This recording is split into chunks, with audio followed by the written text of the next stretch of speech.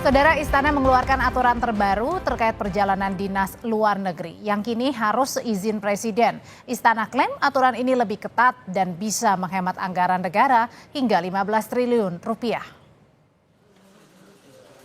Istana melalui Kementerian Sekretariat Negara menerbitkan aturan terbaru terkait perjalanan dinas luar negeri. Dalam aturan terbaru, perjalanan dinas luar negeri harus mendapat izin dari Presiden. Aturan perjalanan dinas luar negeri terbaru membatasi secara khusus jumlah orang yang dibawa ke luar negeri. Saat ini aturan terbaru mewajibkan permohonan perjalanan dinas luar negeri harus diajukan paling lambat 7 hari sebelum keberangkatan melalui sistem informasi perjalanan dinas luar negeri. Ya, tentu saja yang dilakukan oleh Presiden Prabowo hari ini lebih ketat dibandingkan dengan sebelumnya. Presiden kita Bapak Prabowo Subianto meyakini ya, kita bisa menghemat pengeluaran negara sampai 15 triliun kalau kita melakukan penghematan terkait dengan perjalanan dinas luar negeri.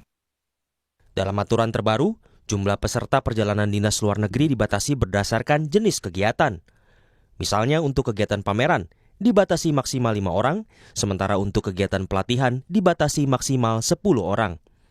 Pengajuan dilakukan melalui sistem informasi perjalanan dinas luar negeri untuk mendapat persetujuan Presiden 7 hari sebelumnya.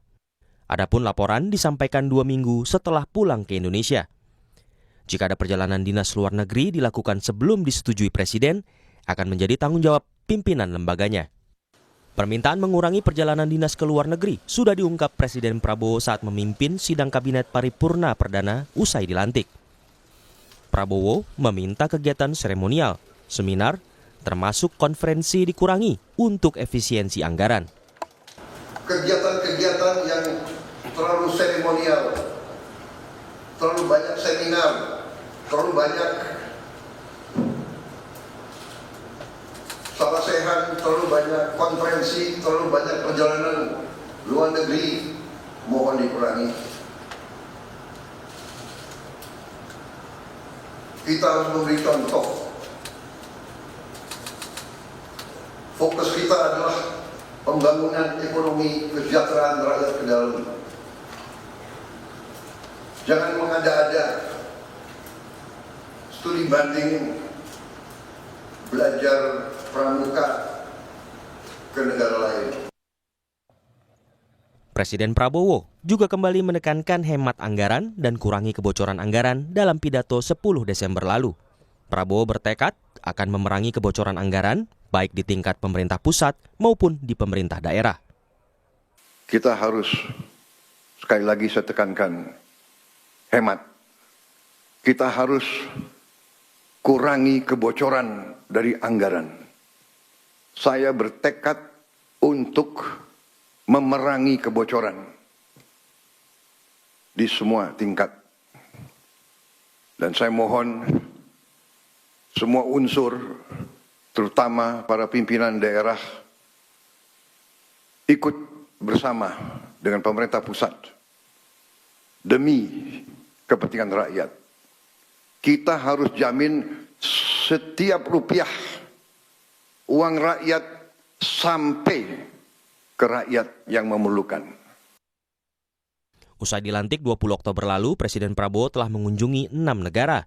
Di antaranya kunjungan ke Tiongkok, Amerika Serikat, Peru, dan terakhir kunjungan ke Mesir untuk menghadiri KTT D8. Aturan terbaru ini diklaim Istana untuk mencegah pejabat menggunakan anggaran negara untuk liburan ke luar negeri, termasuk membawa keluarga pejabat ke luar negeri.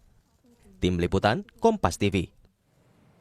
Menteri Hukum Supratman Andi Atgas, Saudara, Aktas maksud kami, sudah menerapkan efisiensi dalam rapat untuk menghemat biaya perjalanan dinas. Supratman menyebut ia sendiri belum pernah melakukan perjalanan dinas luar negeri, termasuk membatasi perjalanan dinas dalam negeri.